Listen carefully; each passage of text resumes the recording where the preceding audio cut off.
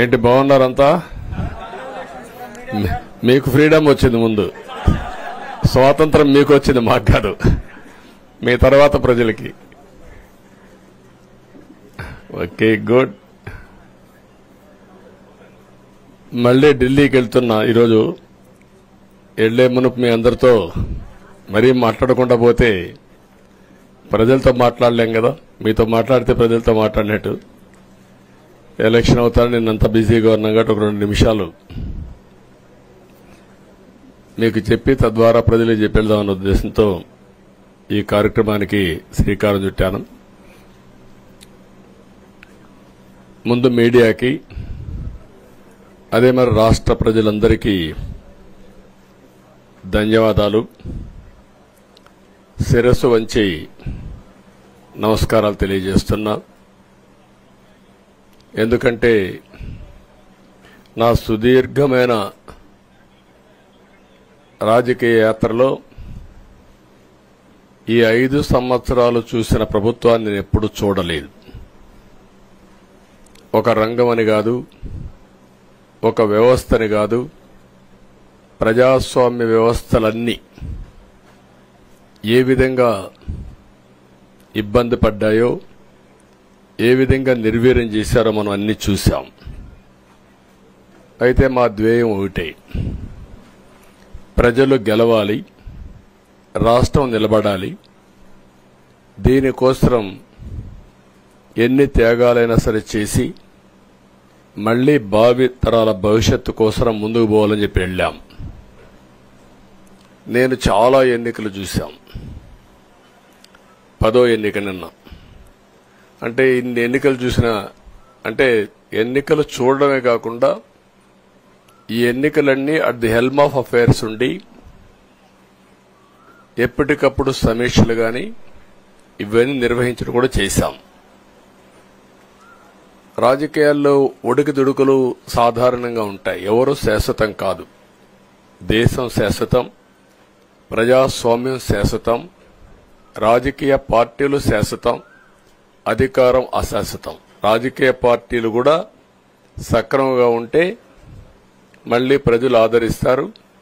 లేకపోతే రాజకీయ పార్టీలు కూడా చాలా పార్టీలు కనుమరుగైపోయినాయి. వ్యక్తులు కనుమరుగైపోయారు, రాజకీయ పార్టీలు కనుమరుగైపోతాయి. కానీ ఇంత హిస్టారికల్ ఎలక్షన్ నేను ఎప్పుడు చూడలా. నా జీవితంలో చాలా ఎలక్షన్స్ ఫేస్ చేసాం, కానీ వేవ్ కనపడేది, వ్యతిరేకత కనపడేది. కానీ ఈ ఎలక్షన్లో ఎక్కడో అమెరికాలో ఉండే వ్యక్తి ఒక 5 లక్షలు 10 లక్షలు ఖర్చు పెట్టుకొని నేను రావాలి, ఓటేయాలి, రాష్ట్రం నిలబడాలి, ప్రజలు గెలవాలి అనే ఆవేదనతో వచ్చారు. ఎక్కడో పక్క రాష్ట్రాల్లో ఎక్కడో కడుపు నిండడం కోసం కూలి పనులకైనటువంటి వ్యక్తులు, పాచి పనులు చేసుకునే వ్యక్తులు సొంత డబ్బులు పెట్టుకొని నేరుగా ఇక్కడ రైల్వే స్టేషన్లో చూస్తే, బస్టాండ్లో చూస్తే భోజనం కూడా ప్యాక్ చేసుకొని తీసుకొచ్చి ఇక్కడ భోంచేసి ఓటేసే పరిస్థితికి వచ్చారు. ఈ కమిట్మెంట్ ని ఏ విధంగా వర్ణించాలో నాకైతే అర్థం కాదు. ఏ విధంగా వాళ్ళని అభినందించాలో కూడా అర్థం కాని పరిస్థితి. అనేక ఎన్నికల్లో అనేక అనుభూతులు చూశాం. కానీ మేము అన్ని ఎన్నికల కంటే ఇది ఒక తెలుగుదేశం పార్టీ చరిత్రలో, ఆంధ్రప్రదేశ్ రాష్ట్ర ప్రజల చరిత్రలో సువర్ణాక్షరాలతో లిఖించదగ్గ ఎన్నిక. ఇది ఒక హిస్టారికల్ ఎన్నిక. ఆగస్టు క్రైసిస్ తర్వాత, ఎన్టీ రామారావు గారు పార్టీ పెట్టిన తర్వాత 83లో మేము గెలిచాం. అప్పుడు 200 సీట్లు వచ్చాయి. కొత్తగా పార్టీ పెడతానే ఎన్నికలకు వెళ్లి 9 నెలలు అధికారంలోకి వస్తే 200 సీట్లు వచ్చాయి. 94లో మీరు ఒక్కసారి చూస్తే ప్రజా వ్యతిరేకం వల్ల 3 ముఖ్యమంత్రులు మారడం వల్ల ఆ రోజు మీరు ఎన్నికలు చూస్తే దగ్గర అపోజిషన్ పార్టీకి రిక్వైర్డ్ నెంబర్, అంటే అపోజిషన్ లీడర్గా వచ్చే స్టేటస్ రాకుండా వచ్చాయి. అవన్నిటిని మరిపించే విధంగా ఈసారి ఊహించని విధంగా వచ్చింది. అంటే దానికి కారణాలు నేను ఎక్కువ చెప్పక్కర్లేదు. అనుభవించిన ప్రజలకే అర్థమవుతుంది. ఎప్పుడైనా సరే ప్రజాస్వామ్యంలో ప్రాథమిక హక్కు మాట్లాడే స్వేచ్ఛ. ఆ స్వేచ్ఛనే కోల్పోవాల్సి వచ్చింది. అదే కాదు, బ్రతికే స్వేచ్ఛ, ఆస్తులు పెట్టుకునే స్వేచ్ఛ, ఇవన్నీ కోల్పోయే పరిస్థితి వచ్చింది. అందుకే మీరు చూస్తే మొన్న ఎలక్షన్లో సరే ఏ విధంగా మేమందరం కలిశాం అవన్నీ మాకంటే ముందు మీకే తెలుసు. కలిసినప్పుడు ఎవ్రీ ఈవెంట్ ఇవి వేదిక నుంచే ప్రారంభించాం. అక్కడి నుంచి ముందుకెళ్ళాం. ఆ రోజు చెప్పాం, ఈ రోజు ఒకటి చెప్తున్నాం. మా ఆలోచన ప్రజలు గెలవాలి, రాష్ట్రం నిలబడాలి. అంతవరకు సాధించగలిగాం. 55.38% ఓట్లు పడ్డాయి. దీంట్లో తెలుగుదేశానికి 45.60% పడ్డాయి. వైసీపీకి 39.37% పడ్డాయి. ఇది ఊహించినటువంటి ఒక్కొక్కసారి 95,000 మెజారిటీ. ఒకప్పుడు నేను చార్మినార్ ఎగ్జాంపుల్ చెప్పేవాడిని. చార్మినార్ అంటే అక్కడ ఎంఐఎం కంచుకోట, అక్కడ ఎప్పుడు ఎక్కువ ఓట్లు వచ్చేటివి. ఆ తర్వాత కుప్పం, సిద్దిపేట పోటీ పడేటి రెండో స్థానానికి. అప్పుడు కూడా 70,000, 80,000, 50,000 కాడ ఆగిపోయేవాళ్ళం. ఈసారి 95,000, 94,000, మళ్ళా 92,000, 91,000. మంగళగిరి లాంటి కాన్స్టిట్యున్సీలు 91,000 మెజారిటీ. ఏ విధంగా అభివర్ణించాలో నాకైతే అర్థం కాదనమాట. అంతా ఇదెళ్లిపోయినాయి. ఇవన్నీ చూసిన తర్వాత ప్రజలు ఇచ్చిన తీర్పు మీరు చూస్తే అహంకారం, నియంతృత్వం, విచ్చలవిడితనం, ఏదంటే అది చేస్తాననుకుంటే ప్రజలు క్షమించే పరిస్థితులు లేరు. అదే ఈరోజు నిరూపించే పరిస్థితికి వచ్చారు. ఒక మాటలో చెప్పాలంటే ఈసారి వీళ్ళు చేసింది గుణపాఠం పాలకులకు కాదు, అవినీతి అహంకారంతో ముందుకు పోయే ఎలాంటి ధ్వంసకారులకైనా ఇదే జరుగుతుందని నిరూపించారు ప్రజలు. దానికి మనస్ఫూర్తిగా అభినందిస్తున్నా. అదే సమయంలో 5 సంవత్సరాలు మా కార్యకర్తల పడిన ఇబ్బందులు, చాలా మంది స్లీప్లెస్ నైట్స్, కంటి నిండా నిద్రపోని పరిస్థితి. అక్కడి నుంచి నేను చూస్తే చాలా కడాన మనిషిని హింస పెడుతూ నువ్వు ప్రాణంతో బతకాలంటే జై జగన్ అనమంటే జై తెలుగుదేశం, జై చంద్రబాబుని ప్రాణాలు వదిలిన సందర్భం చంద్రయ్య. ఇది తలుచుకుంటే ఆ కమిట్మెంటే, ఆ త్యాగాల ఫలితమే ఈరోజు ప్రజాస్వామ్యాన్ని కాపాడుకోగలిగాం. ఒక మా కార్యకర్తలకే కాదు, మీడియా 5 ఏళ్లు మీరు పడిన ఇబ్బందులు, మీరు కోర్టుల చుట్టూరు తిరిగిన ఇది, మిమ్మల్ని సిబిసిఐడి ఆఫీసులో పెట్టి వేధించిన విధానం, అవి తలుచుకుంటే ప్రజాస్వామ్యమే సిగ్గుతో తలంచుకోవాలి. అలాంటి సంఘటనలు జరిగాయి. మేనేజ్మెంట్ని ఒకరినని కాదు, ఎవరినైనా పట్టుకురావచ్చు, ఏదైనా చేయొచ్చు అనే ధీమా వచ్చేసి ఇష్టానుసారంగా ప్రవర్తించే పరిస్థితికి వచ్చారు. అదే సమయంలో ప్రజల మీద, మా పార్టీ మీద సరే, ఈవెన్ జనసేన, పవన్ కళ్యాణ్, ఆయనకు కూడా స్వేచ్ఛ లేదు.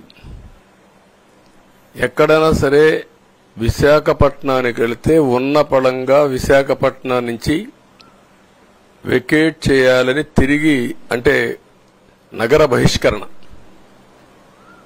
ఒక నాయకుడిని నగర బహిష్కరణ చేస్తే కారణం చెప్పకుండా ఇంకా వేరే వాళ్ళ కథ ఏముంటుందో మనం ఆలోచించుకోవాల్సిన అవసరం ఉంది. కేసులు పెడితే ఎందుకు పెట్టావు కేసు అని అడిగితే దానికి సమాధానం చెప్పకుండా ముందు నిన్ను అరెస్ట్ చేస్తున్నాం, తర్వాత కేసు డీటెయిల్స్ ఇస్తా ఉంటారు. ఇలాంటి చాలా జరిగాయి. ఇవన్నిటికీ పరిష్కారం కోసం ఈరోజు మనం చూసిన తర్వాత ఇది మాకేదో అధికారం అని మేము అనుకోవడం లేదు, ఒక బాధ్యత. మేము పాలకులమే కాదు సేవకులం అని చెప్పే నినాదానికి శ్రీకారం చుట్టారు. ఇవన్నీ గుర్తుపెట్టుకొని పనిచేస్తాం. నేను చాలా స్పష్టంగా సూపర్ 6 ఇచ్చాం. అదే మాదిరిగా ప్రజాగళం ఎన్నికల మేనిఫెస్టో ఇచ్చాం. ఇవన్నీ కూడా ప్రజల్లోకి బాగా వెళ్ళాయి. ఒక హోప్ క్రియేట్ అయింది. ఇవన్నిటి ఫలితాలే నిన్నొచ్చాయి. అదే మాదిరిగా మేము ఇక్కడ మీరు చూస్తే ఒక పక్క తెలుగుదేశం పార్టీ మొట్టమొదటిసారిగా పవన్ కళ్యాణ్ గారు ప్రభుత్వ వ్యతిరేక ఓటు చేరడానికి వీలు లేదు, ఈ రాష్ట్రంలో మళ్ళా ప్రజాస్వామ్యాన్ని గాని ఈ రాష్ట్రాన్ని కాపాడుకోవాల్సిన బాధ్యత ఉందని చెప్పి ముందుకొచ్చి ఈ యొక్క కూటమికి బీజం వేశారు. వారిని మనస్ఫూర్తిగా అభినందిస్తున్నాం. ఆ తర్వాత బీజేపీ కూడా ఈ కూటమిలో భాగస్వాములయ్యి ముగ్గురం కూడా మీరు ఒక్కసారి ఆలోచిస్తే ఒకరు ఎక్కువ ఒకరు తక్కువ కాకుండా ముగ్గురం కలిసి పనిచేశాం. బేషిజాలు ఎక్కడా లేకుండా మేము ఏదైతే చెప్పామో ప్రజలు గెలవాలి, రాష్ట్రం నిలబడాలి, దీనికోసం పై స్థాయి నుంచి ఢిల్లీ నుంచి వచ్చినటువంటి బీజేపీ నాయకులు గాని ప్రధానమంత్రి అమిత్ షా గారు గాని ఇక్కడుండే పవన్ కళ్యాణ్ గాని తెలుగుదేశం పార్టీ కేంద్ర నాయకత్వం నుంచి కింది వరకు అందరం కూడా ఒక ట్రూ స్పిరిట్ తో పనిచేశాం. 175 అసెంబ్లీలు, 25 అసెంబ్లీలు అన్ని పార్టీలకు సంబంధించిన సీట్లుగా ఎన్డీఏలో భాగస్వాములుగా ఒక బాధ్యతతో ముందుకు పోయాం. అందుకే ఈ అనూహ్యమైనటువంటి విజయాన్ని సాధించగలిగాం. ఇక్కడి నుంచి బాధ్యత ఉంటుంది. ఆ బాధ్యతని ఏ విధంగా చేయాలనో అవన్నిటి కూడా ప్రణాళికలు తయారు చేసుకుంటాం. అంటే ఈ 5 సంవత్సరాలు జరిగిన విధ్వంసం మీరు ఒకసారి చూసిన తర్వాత ఇది ఒక 30 సంవత్సరాలకు ఎంత డ్యామేజ్ చేయాలనో అంత డ్యామేజ్ జరిగింది. వ్యవస్థలు విధ్వంసం అయ్యాయి. మొత్తం ఎకానమీ కుప్పగూలిపోయింది. అప్పులైతే ఎంత చేశారో ఇంకా లోతు పోతే తప్ప మనకు తెలియదు. ఎక్కడెక్కడ చేశారో ఏమేం చేశారో తెలియదు. ఇంకొక పక్క ఎక్కడికక్కడ సహజ సంపద, ఒక శాండ్ కావచ్చు, మినరల్ వెల్త్ కావచ్చు, లేకపోతే ఏదంటే అది ఇంకా మాకు అడ్డే లేదు, ఏమైనా చేయగలుగుతాం, ఎవరైనా అడ్డొస్తే తొలగించుకుంటా పోతామనే ధీమాతో ముందుకు పోయారు. కొంతమంది భయపడి రాలేకపోయారు, ఎదిరించలేకపోయారు. నా కళ్ల ముందర ఒక రైతు చూస్తే ఆ పొలం పక్క నుండి ఇసుక తీసేస్తే అక్కడ భూగర్భ జలాలు ఉండవు, వ్యవసాయానికి నీళ్లు కూడా కొరత వస్తుంది, పక్క నుండే పొలాల్లో కూడా నీళ్లు ఉండవు. కానీ మాట్లాడే సాహసం చేయలేకపోయాడు. ఆయన కళ్ల ముందర ఆయన పొలంలో మట్టి తీసుకుపోతా ఉంటే ఎదిరించలేని నిస్సహాయ స్థితికి వచ్చాడు. మా వాళ్లు పోతే హౌస్ అరెస్టులు చేశారు. ఇవన్నీ చెప్పుకుంటూ పోతే ఒకటి కాదు, చాలా జరిగాయి. అవన్నీ కూడా ఏ విధంగా చేయాలనో చేస్తూనే మళ్లీ వ్యవస్థలన్నీ కూడా పునరుద్ధరించాల్సిన బాధ్యత ఉంది. అదే మరిగా మాకు ఒక 4-5 రోజులు ఇవన్నీ చూసిన తర్వాత డెప్త్కి పోయిన తర్వాత మీరు పేపర్లో రాసినట్టు గాని మేము మాట్లాడినట్టు గాని ఒక లెవెల్లో ఆగిపోయినాయని నా ఉద్దేశం. ఎందుకంటే నేను రాజకీయాలు 40 ఏళ్లు చూశాను. ప్రభుత్వాలను మేము అధికారం ఉన్నప్పుడు చూశాను, బాగు చేసి మళ్ళా అపోజిషన్కి వస్తానే వీళ్ళు నాశనం చేస్తే మళ్లీ నేను అధికారంలోకి వస్తానే దాన్ని బాగు చేయాలంటే ఎన్ని కష్టాలు ఉన్నాయో నేను చూశాను. ఒకప్పుడు పవర్ సెక్టర్ మీరు చూస్తే కరెంట్ ఎప్పుడు వస్తుందో ఎప్పుడు పోతుందో తెలియని పరిస్థితి నుంచి హైదరాబాద్ లో విద్యుత్ సౌధ దగ్గర రాఘవరెడ్డి ఉండేవాడు, కమ్యూనిస్ట్ లీడర్. నల్గొండ నుంచి రైతులు తీసుకొచ్చి సమ్మర్ వస్తే అసెంబ్లీ ఏప్రిల్లో ఉంటే గొడవలు. సగం టైం మేము కరెంటు కొరతపైనే చర్చించేవాళ్ళం. That were the days. అలాంటిది నేను 1999 నుంచి పవర్ సెక్టర్ రిఫార్మ్స్ తీసుకొచ్చి 2004కి సర్ప్లస్ బాధ్యతతో క్వాలిటీ పవర్ ఇవ్వడం మొదలుపెట్టాం. 2014కు మళ్లీ 22 మిలియన్ యూనిట్లు ఆంధ్రప్రదేశ్లో కొరత కరెంటు. వ్యవస్థలన్నీ నిర్వీర్యం అయిపోయినాయి. తర్వాత మళ్లీ సెట్ చేసి 2 నెలలు 3 నెలలు కరెంటు కొరత లేకుండా చేసి వ్యవస్థలన్నీ పటిష్టంగా చేసి సోలార్ విండ్ తీసుకొచ్చి కాస్ట్ తగ్గిస్తే ఇప్పుడు మీరు చూశారు ఎంత పవర్ ఛార్జెస్ పెంచారు. 9 సార్లు పెంచారు. ఎందుకు పెంచారో నోబడీ నోస్. దానికి రీజనే లేదు. ఇప్పుడు ఎక్కడుందో దాన్ని ఎత్తుక్కుంటే ఎంత లోతు పోయిందో కూడా తెలియదు. దాన్ని ఏ విధంగా రిపేర్ చేయాలి, ఎంత డబ్బులు తెచ్చారు, ఏ పేరుతో తెచ్చారు, అవన్నీ ఒక వ్యవస్థని కాదు, సంబంధం లేని వ్యవస్థతో డబ్బులు తీసుకొచ్చి సంబంధం లేని డిపార్ట్మెంట్కి ఇచ్చారు. ఇలాంటి చాలా ఉన్నాయి. అవన్నీ ఇన్ కోర్స్ ఆఫ్ టైం మీకు కూడా చెప్తాం. అల్టిమేట్ గా ఇదేదో మేము అధికారం అంటే జుబిలియంట్ గా బ్రహ్మాండంగా ఉందనుకోవడానికి కాదు. ఒక బాధ్యతతో మా మీద ఎంత నమ్మకం పెట్టుకున్నారో ఈ ప్రజల్ని మళ్లీ ఒక దారి చూపించే మార్గం మేము చూపిస్తాం. ఇంకొక పక్కన మీరు ఒకసారి ఆలోచిస్తే ఇదే అసెంబ్లీలో నాకు, మా కుటుంబానికి, మా మిస్సెస్కి జరిగినటువంటి అవమానానికి నా జీవితంలో ఎప్పుడూ బాధపడలా. నా మీద బాంబులతో దాడి చేసినప్పుడు కూడా వీరోచితంగా ఎదుర్కొన్నా. 2003 సెప్టెంబర్, అక్టోబర్ నాకు ఇప్పటికి కూడా జ్ఞాపకం. ఆ రోజు నా మీద బాంబులు చేసినప్పుడు చాలా ఒక పానిక్ రియాక్షన్లో కూడా నేను భయపడలేదు. అలాంటి వ్యక్తిని మీరు చూస్తే అది ఆ సంఘటన చూసిన తర్వాత ఇలాంటి కౌరవ సభలో ఉండడం కరెక్ట్ కాదని అసెంబ్లీలో చెప్పి దానికి కూడా మైక్ ఇవ్వకపోతే చెప్పేసి బయట వచ్చి ప్రెస్ కాన్ఫరెన్స్ చెప్పి అనౌన్స్ చేశాను. మళ్లీ క్షేత్రస్థాయిలో గెలిచి అసెంబ్లీని గౌరవ సభ చేసి అసెంబ్లీకి ఎంటర్ అవుతానని చెప్పాను. నేను ఏదైతే ఆ రోజు ఒక ప్రతిజ్ఞ చేశానో దాన్ని నిజం చేయడానికి ప్రజలు సహకరించారు. మామూలుగా సహకారం కాదది. నేను ఇన్ని సంవత్సరాలు చాలాసార్లు చాలా ఎలక్షన్లో గెలిచాం, కొన్ని ఎలక్షన్లో ఓడిపోయాం. ఎలక్షన్లో ఓడిపోయినప్పుడు నేను ఎప్పుడూ కుంగిపోలేదు. ఎలక్షన్లో గెలిచిన తర్వాత గంతులేయలేదు. నిబ్బరంగా ఓడిపోయినప్పుడు ఒక బాధ్యత ప్రతిపక్షంలో ఉండి పనిచేయాలి, గెలిపించినప్పుడు ఒక బాధ్యత ప్రజలకు మెరుగైన సేవలు అందించి వాళ్ళని ముందుకు తీసుకుపోవాలని ప్రయత్నం చేశాం. ఎప్పుడూ ప్రజాప్రచారనే ఉన్నాం. అలాంటిది జరిగిన తర్వాత ఈరోజు మళ్లీ ఇదే అసెంబ్లీకి నేను ఏదైతే చెప్పానో అది చేసి వెళ్ళడం అనేది ఒక తృప్తి, ఒక గౌరవం. ఆ గౌరవాన్ని నిలబెట్టిన ప్రజలను కూడా మనస్ఫూర్తిగా అభినందిస్తూ మీ రుణం తీర్చుకుంటాం. ఏ విధంగా పనిచేయాలో పనిచేస్తాం.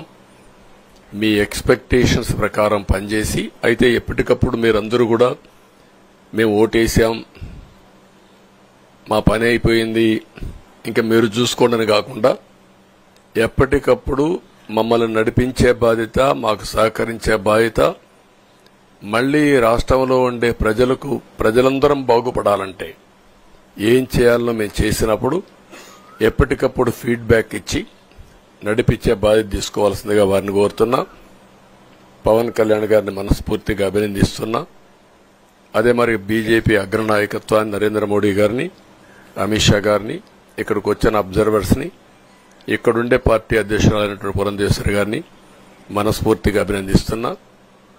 వీళ్ళందరూ కూడా ఏదైతే ఒక స్ఫూర్తిని తీసుకున్నామో ఆ స్ఫూర్తితో టోటల్ గా ప్రతి ఒక్క కార్యకర్త సిన్సియర్ గా పనిచేయడానికి ఏ అభ్యర్థి ఉన్నా తమ అభ్యర్థిగా పాటించి బ్రహ్మాండంగా పనిచేశారు. వాళ్ళందరినీ అభినందిస్తున్నా. ఈరోజు మా విజయం మూడు పార్టీల కార్యకర్తల సమిష్టి కృషి. వారందరినీ అభినందిస్తూ ఈరోజు ఢిల్లీకి పోయి వచ్చిన తర్వాత ఒకసారి మళ్లీ ఇవన్నీ ఎప్పటికప్పుడు సమీక్ష చేసుకుంటూ ముందుకు పోతా అని చెప్పి తెలియజేసుకుంటూ మరొక్కసారి మీ అందరికీ అభినందనలు, ధన్యవాదాలు. థ్యాంక్ యూ అనండి.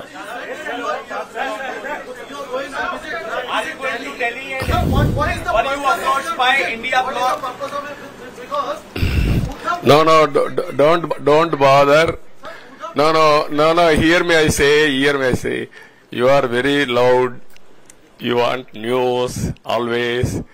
I am also experienced. I have seen so many political changes in this country. We are in NDA. I am going for NDA meeting. In course of time, anything, we'll report to you. Thank you.